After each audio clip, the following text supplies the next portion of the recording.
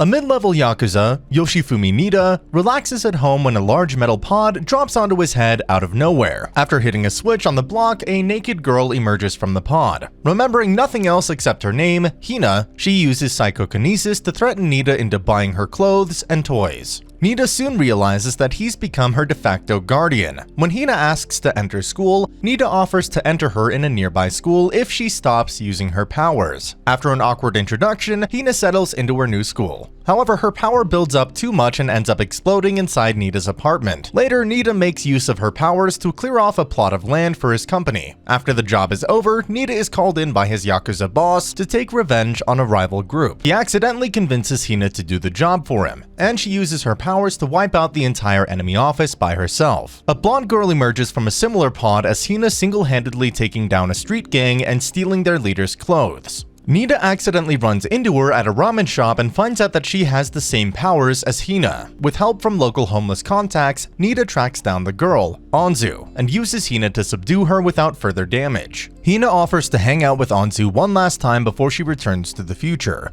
and the two stay over at Nitta's apartment. After saying goodbye, Anzu finds she can't return to her original time. Later, Nitta finds out that his favorite women have stopped asking him out as word has gotten out that he has a daughter, Hina. Annoyed at this shift, he starts going out more while leaving Hina with a can of mackerel for dinner. Hina, growing suspicious, asks her classmate Hitomi for help tracking him down, but keeps getting distracted. Hina ends up asking Utako for advice while Hitomi is accidentally pressed into service as a bartender by a drunken man. Utako and Hina return to the bar to find Hitomi serving drinks for multiple customers, including Nitta. The group then heads together to a nearby cabaret club and parties hard. The next morning, Nitta awakes to find a large invoice from the club. Anzu finds herself hunted down by local shopkeepers for her shoplifting of food. A homeless man helps her escape her pursuers and teaches her how to live honestly at a local homeless encampment. Nitta stumbles across Anzu picking up cans for change and offers her 40,000 yen. She rejects it at first but then accepts it, hoping to help out a few fellow homeless. However, Utako and the local shopkeepers catch her, and they take most of the money for the stolen goods. At night, Hitomi secretly works as a bartender after being blackmailed by Utako. However, the bar's patrons have taken a liking to her drinks, including Hitomi's homeroom teacher and vice principal. Meanwhile, Nitta remarks that he'd love to have Anzu and Hina switch places sometime. The next day, Hina tries to clean the apartment to avoid her nightmare scenario, but her carelessness makes things worse. Upon finding his apartment trashed, Nitta disowns Hina and kicks her out. Hina blows through all of her money and ends up spending the night with Anzu at her shack, but soon exhausts her patience as well until Anzu kicks her out 3 days later. Meanwhile, Utako and the rest of her regulars at the bar kick Nitta out for supposedly abandoning his daughter. Alone and lost, Hina is inspired by a local indie rock band to use her powers for street magic, and also helps the band explode in popularity. However, she decides to take her earnings with the group and leaves to buy Nitta a new vase as a peace offering. Later, Hitomi ends another day of bartending when she helps Anzu take in empty cans and is introduced to her homeless lifestyle in return. Hitomi tries to keep up with the upbeat Anzu, but falls asleep standing up. Anzu tries to find old TVs to sell to another homeless man. After striking out on a cart full of old CRT TVs, Anzu gets a reluctant Hina and Hitomi to help her. Hitomi gets caught by a policeman while Hina asks Nitta for money to buy one. Eventually, the two manage to sell a TV each, with Anzu revealing that she wanted the money to buy a video game to play with Hina. Later, Hitomi's classmates spot Hitomi and then her homeroom teacher heading into a local bar. After gathering Hina and another friend of Hitomi, the kids try to find out the truth. After failed attempts to interrogate her at school, the group tails her to the bar and Aizawa gets her to confess to being a bartender in increasingly higher tones. Nitta gets called back home by his mother and sister to pay respects to his late father. However, after Hina answers the phone, Nitta comes up with an increasingly complex lie to explain her presence. While drinking with his family, Nitta lets slip the time he kicked Hina out of his home, and decides to admit that Hina is his daughter. Meanwhile, the homeless encampment is about to be demolished by the local government. Anzu tries to rally her fellow homeless, but none of them wish to fight a losing battle. Instead, they tearfully leave her with Utako, who then leaves her to the Hayashi family, who owns Chinese restaurant Rai Raken. Remembering her old friends and their lessons, Anzu decides to work at Rai Raken with her new family. Anzu adjusts to the culture shock of her new home and work at the restaurant, as she keeps falling back on her habits within the homeless camp. Later, Hina is tired of getting yelled at by the teachers for sleeping in class. After talking with Nitta, Hina decides to run for student council president with her only goals of being allowed to sleep and eat more at school. Nitta's Oyabun finds it endearing and gets his lawyer to write Hina's speech for her, which she then repeats verbatim. Being only a first year, Hina is chosen as secretary instead, but she never attends a single meeting, so Hitomi is pressed into service instead. Nitta tries to invite Utako out, but she refuses to leave her bar. Later, Hina and Hitomi get Utako to reluctantly agree to a date with Nitta. However, Nitta accidentally breaks Hina's foot while celebrating. Hina tells Nitta to go on the date anyway, and then Utako rejects him,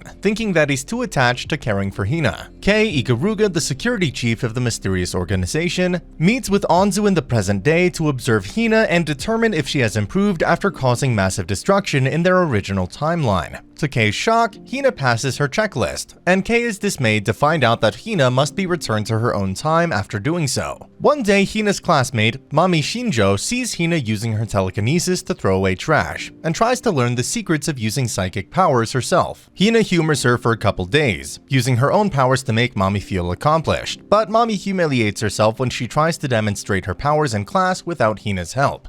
Finally, Kei talks to Hina directly, telling her that they will travel back to their original time in 3 days. After struggling to tell Nitta, Hina finally tells him and is treated to her favorite food before leaving. However, she discovers she cannot return after Nitta threw her original pod ball away. Hina returns to Nitta's apartment, only to find him in the middle of celebrating his new freedom. Kei decides to summon Mao from her organization to bring an extra transport pod to pick up Hina, but Mao drops on a deserted island and accidentally loses both her orb and her spare in the surf. After searching for the orbs with no luck, Mao creates puppet versions of Hina and Anzu to talk to while enjoying her time on the island.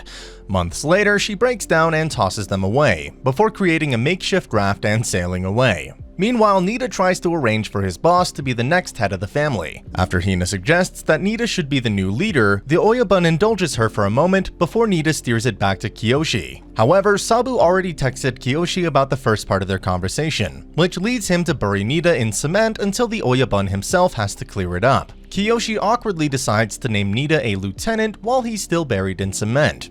Later, Hina asks everyone how to celebrate Nitta's promotion. However, when Nitta gets home, he discovers to his horror that what Hina has set up looks more like a funeral. Utako, wanting to keep her bar's moneymaker, persuades Hitomi into renting an apartment on her own, and then steers her towards various temp jobs to pay for it. The stress of so much work builds up to the point where Hitomi collapses in the doorway of her apartment. As Utako and her regulars throw a housewarming party at Hitomi's place, Hitomi invites her mother to sabotage the arrangement and help her return to a normal life. But instead, her mother is pleased that Hitomi has made so many connections with various companies and approves, leaving Hitomi without an out. Meanwhile, Anzu gets 5,000 yen from her parents in allowance. While shopping with Hitomi, Anzu settles on a shoulder massaging device for her parents, but is short of the required money. When Sabu appears and takes her to a local horse race track, Anzu wins the bet on her first race, but then loses her money on the rest of them. Returning home, Anzu gives her parents a personal shoulder massage instead. A video journalist interviews Nitta in hopes of getting a scoop on modern-day Yakuza. Unfortunately, Nitta is a lot nicer than he expected, forcing the journalist to edit and outright fabricate parts of the interview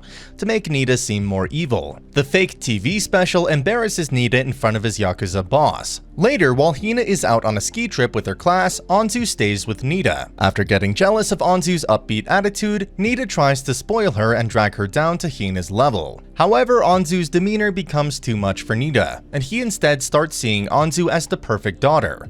The streak is unfortunately ended the next day, as Anzu has to return home.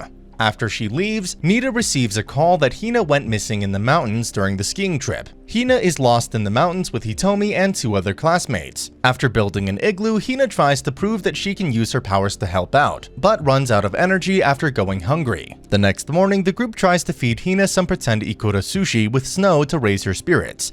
Eventually, a rescue crew finds them after Hina uses her powers to make a giant ikura sushi sculpture out of snow. The show returns to the present 3 years later, where Mao is the top student at a Chinese Qigong school of superhuman martial arts. while a Japanese street rocker tries to learn how to recreate Hina's Rakugen stunt from before. After meeting at a tea house, Mao and the rocker both think that the other person is insane. When the rocker mentions Hina's name, Mao decides to travel back to Japan with him, but the other members of the school try to stop them both.